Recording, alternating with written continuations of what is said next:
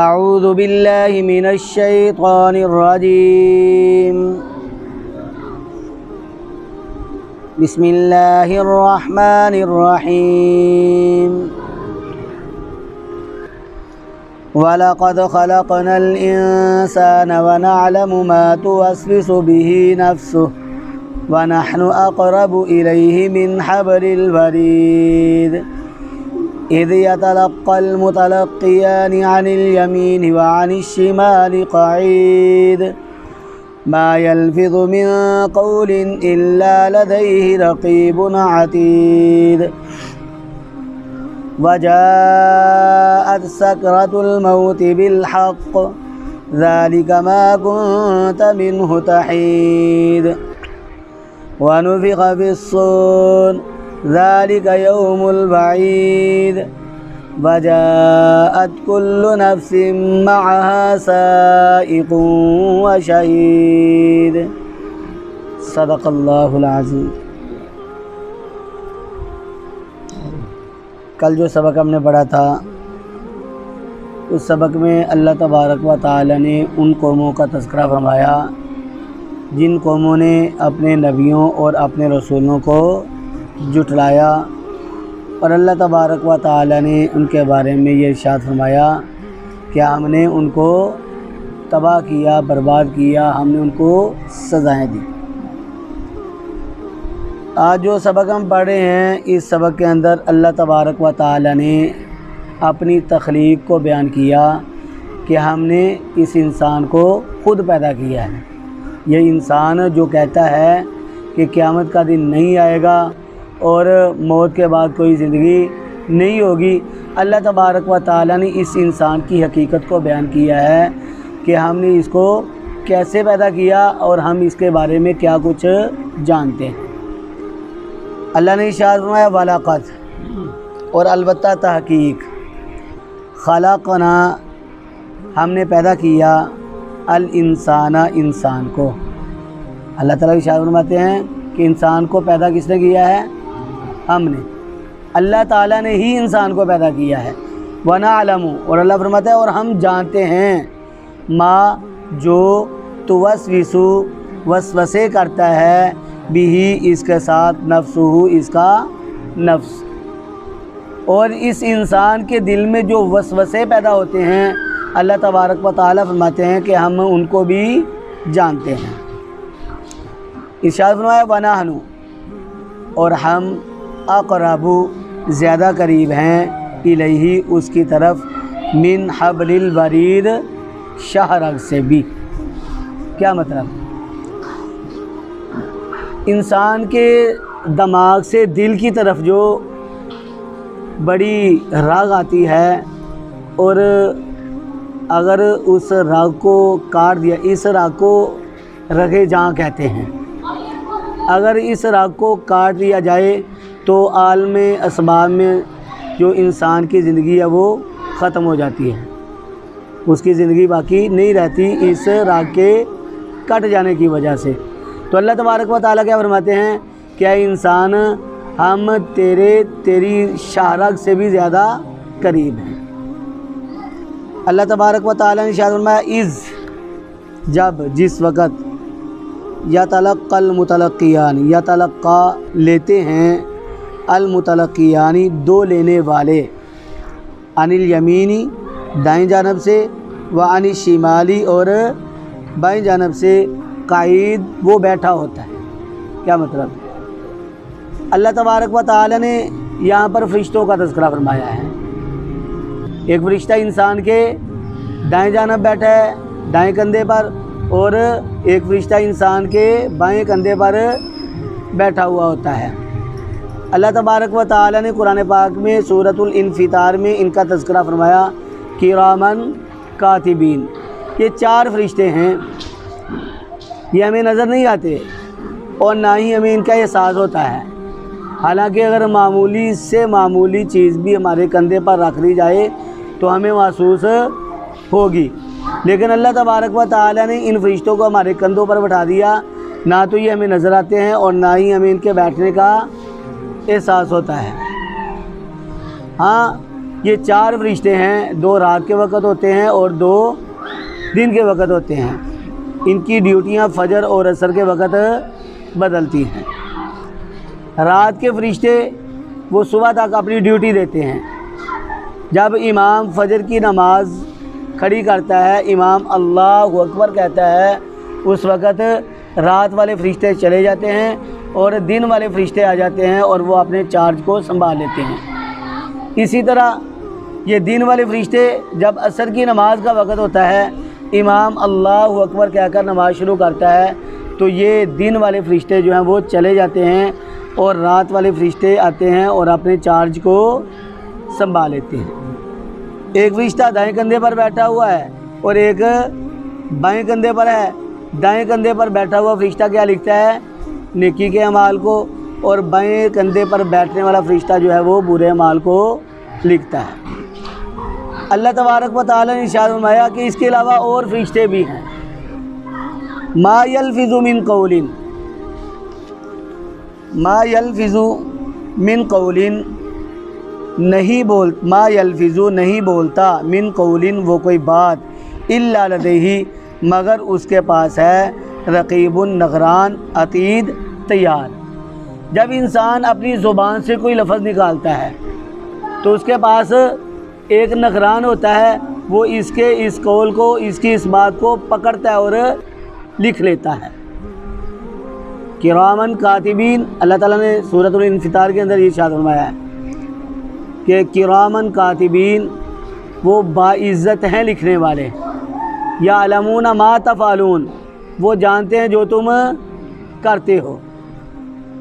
اللہ تبارک و تعالی نے یہاں پر ان کا تذکرہ فرمایا۔ یہ یہاں پر جو ہم نے پڑھا وہ قول کا تذکرہ ہے کہ اگر کوئی انسان کوئی قول کہتا ہے، کوئی بات کہتا ہے، کوئی لفظ کہتا ہے تو اس کا وہ لفظ بھی لکھا جاتا ہے۔ لیکن سورۃ الانفطار کے اندر کیا ہے؟ وہاں پر اللہ تعالیٰ نے فعل کا تذکرہ کیا ہے۔ انسان جو فعل کرے گا، جو کام کرے گا، وہ بھی اس کے نامہ اعمال میں فرشتے جو ہیں وہ لکھ ڈالیں گے۔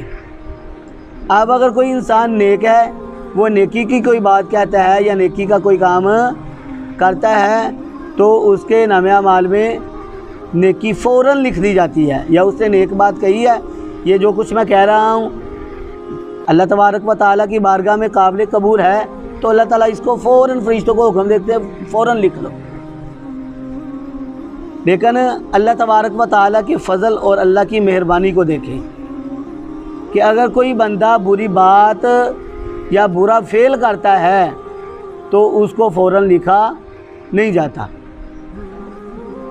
بلکہ یہ نیکی لکھنے والا فرشتہ اس بدی لکھنے والے فرشتے کو حکم دیتا ہے کہ ابھی نہ لکھنا، ذرا ٹھہر جا، لعلہ یتوب او یستغفر،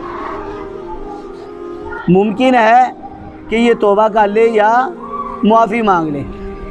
اگر تو یہ توبہ کر لیتا ہے، معافی مانگ لیتا ہے، تو پھر اس کے نامہ اعمال میں بدی نہیں لکھی جاتی، بلکہ کیا لکھا جاتا ہے؟ توبہ لکھی جاتی ہے۔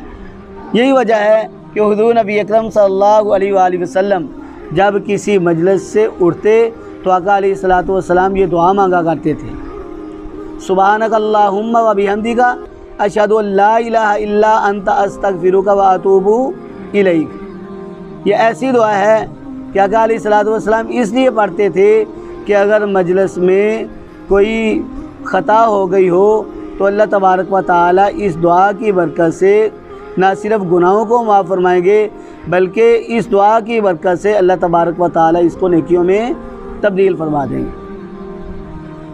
دیکھیں، اللہ تبارک و تعالی نے انسان کی بخشش کے بہت سارے بہانے بنا دیے ہیں۔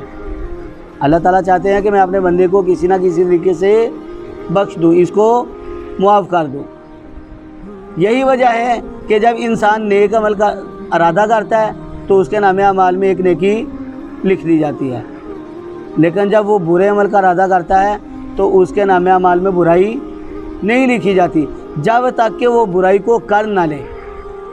اور پھر اللہ تبارک و تعالیٰ نے قرآن پاک کے اندر یہ اصول اور ضابطہ بھی بیان کر دیا کہ جو بندہ نیکی کا ایک عمل کرتا ہے، اللہ نے ارشاد فرمایا من جاء بالحسنۃ فلہ عشر امثالھا، اس کو ایک نیکی نہیں ملے گی بلکہ اس کو اللہ تبارک و تعالی 10 نیکیوں کا ثواب عطا فرمائے گا۔ اور ساتھ اللہ تبارک و تعالی نے قانون بیان کر دیا، ان الحسنات یذھبن السیئات، بے شک نیکیاں گناہوں کو لے جاتی ہیں۔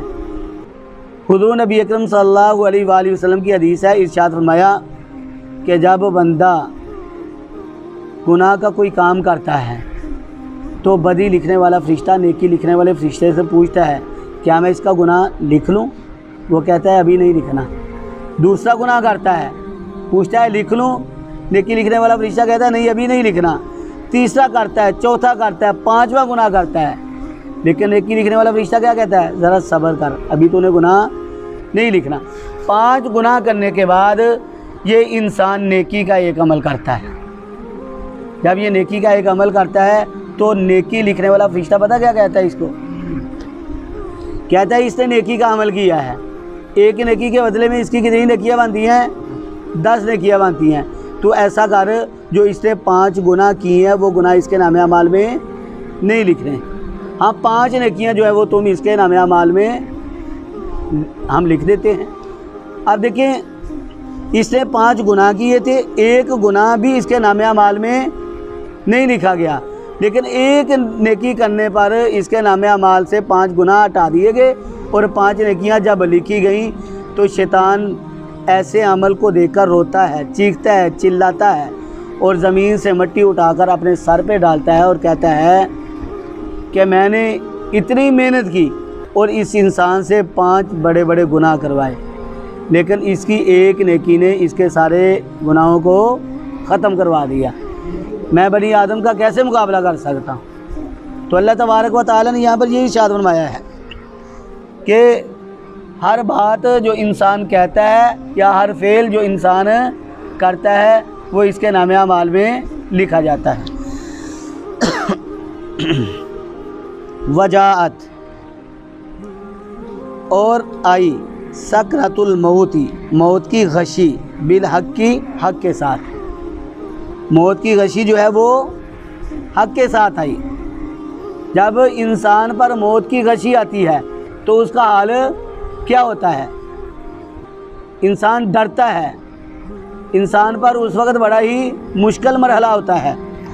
اللہ فرماتے ہیں ذالک ما کنت منہ تحید، ذالک یہی، ما وہ چیز ہے، کنت کہ تم تھے، منہ جس سے، تحید بھاگتے، یہی وہ چیز ہے جس سے تم بھاگتے تھے۔ اے انسان موت سے بھاگ کر تو کہاں جائے گا؟ موت تجھے آ پکڑے گی۔ اللہ نے فرمایا اینما تکونوا یدرککم الموت،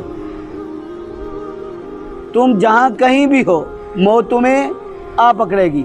ولو کنتم فی بروج مشیدہ، یہاں تک کہ تم بڑی بڑی مضبوط بلڈنگوں میں چلے جاؤ، مضبوط قلعوں میں چلے جاؤ، موت تمہیں آ پکڑے گی، جہاں تک کہ موت سے بھاگنے والا انسان خود اس مقام تک جا پہنچے گا جہاں اسے موت آنی ہے۔ تو اللہ تبارک و تعالی نے ارشاد فرمایا کہ آئی موت کی غشی حق کے ساتھ، اور یہی وہ چیز ہے جس سے تم بھاگتے تھے۔ وَنُفِخَ، اور پھونکا جائے گا، فی الصور، سور میں، بغل پھونکی جائے گی۔ یہ یہاں تک تو اللہ تبارک و تعالی نے انفرادی موت کا تذکرہ فرمایا، اور یہاں پر اللہ تبارک و تعالی نے وَنُفِخَ فی الصور، یہاں پر اللہ تبارک و تعالی نے نفخہ اولا اور نفخہ ثانیہ کا تذکرہ فرمایا۔ نفخہ اولا، جب پہلی مرتبہ سور پھونکا جائے گا تو کیا ہوگا؟ ساری کی ساری دنیا فنا ہو جائے گی، اور جب دوسری مرتبہ، یہاں پر نفخہ ثانیہ کا تذکرہ ہے، جب دوسری مرتبہ جو ہے وہ سور پھونکا جائے گا تو کیا ہوگا؟ سارے کے سارے انسان اٹھ کر اپنی قبروں سے نکلیں گے اور اللہ کی بارگاہ میں پیش ہوں گے، اور اللہ تبارک و تعالیٰ فرماتے ہیں ذالک یوم الوعید، یہی دن دھمکی کا دن ہوگا۔ جب انسان کو قبر سے اٹھایا جائے گا، میدان محشر میں جمع کیا جائے گا، تو یہ کون سا دن ہے؟ وعید کا دن، دھمکی کا دن، عذاب کی دھمکی کے پورے ہونے کا دن ہے، یعنی قیامت کے قائم ہونے کا دن ہے۔ ایسا دن ہے جس دن میں کوئی شک و شبہ نہیں ہے۔ اللہ تبارک و تعالیٰ فرماتے ہیں وجاءت، اور آئے گا، کل نفسن، ہر نفس، معہا، اس کے ساتھ، سائقن، ایک چلانے والا ہوگا، و شہید، اور ایک گواہ ہوگا۔ اللہ تبارک و تعالیٰ نے ارشاد فرمایا کہ جب یہ دن آئے گا تو کیا ہوگا؟ ہر نفس کے ساتھ ایک چلانے والا فرشتہ ہوگا، وہ اس انسان کو چلا رہا ہوگا، اور دوسرا فرشتہ بطور و شہید، گواہ کے ہوگا۔ یہ دونوں فرشتے آخر دم تک اس کے ساتھ رہیں گے۔ اگر انسان نیک ہے، جنت میں جا رہا ہے، تو جنت میں لے جانے تک یہ فرشتے اس کے ساتھ رہیں گے۔ اگر یہ انسان بد ہے تو جہنم میں لے جانے تک یہ دونوں فرشتے اس کے ساتھ ہوں گے۔ تو یہ کب ہوگا؟ اللہ تبارک و تعالیٰ نے فرمایا قیامت برحق ہے، قیامت آ کر رہے گی، اور وہ انسان جو قیامت کا انکار کرتا ہے، اللہ تبارک و تعالیٰ نے ان کو دنیا میں بھی تباہ کیا، اور آخرت میں بھی ان کے مقدر میں کیا ہوگی؟ تباہی ہی تباہی ہوگی۔ تو یہاں پر اللہ تبارک و تعالیٰ نے نفخہ ثانیہ کا تذکرہ فرمایا ہے، قیامت کے دن کا تذکرہ فرمایا ہے، اور اللہ تبارک و تعالیٰ نے انسان جو دنیا کے اندر زندگی بسر کر رہا ہے، اللہ تبارک و تعالیٰ اس کے اعمال کے بارے میں فرماتے ہیں کہ اس کے ہر عمل کو لکھا جا رہا ہے، اور اس کی زبان سے نکلنے والی ہر بات کو بھی لکھا جا رہا ہے۔ اس لیے انسان کو وہ عمل کرنا، ہر عمل سوچ کے کرنا چاہیے۔ اگر وہ زبان سے کوئی بات کہتا ہے تو اس کو سوچ سمجھ کر بات نکالنی چاہیے کہ میں کیسی بات کر رہا ہوں، یہ بات میری اللہ کو پسند ہے یا اللہ کے نزدیک پسندیدہ بات نہیں ہے۔ ہم سوچیں اگر اللہ کی پسندیدہ بات ہماری زبان سے نکلے تو ہم اس کو ضرور کریں، ورنہ ہم اپنی زبان کو خاموش رکھیں۔ اللہ تبارک و تعالیٰ سے دعا ہے اللہ رب العزت ہمیں عمل کی توفیق عطا فرمائیں، قرآن پاک کی زیادہ سے زیادہ تلاوت کرنے والا، اس کو سمجھنے والا اور اس پر عمل کرنے والا بنائیں۔ وآخر دعوانا ان الحمد للہ رب العالمین۔